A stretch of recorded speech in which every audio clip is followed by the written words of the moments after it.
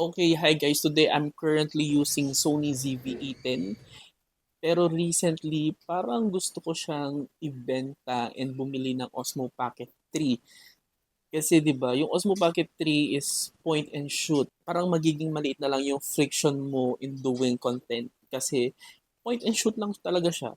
And kapag gagamitin mo siya outside, parang discreet lang siya and maganda siya especially kapag wala kang kasama.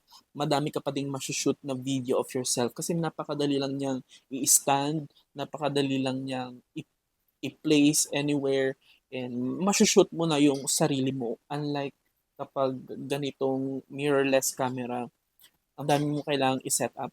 Pero I am considering din naman yung longevity ng paggamit ko kasi mas future-proof ang Sony ZV-E10 dahil pwede mong palitan yung lens niya. Maganda tong Sony ZV-E10 kapag ganitong sit-down videos. Mas malinaw talaga.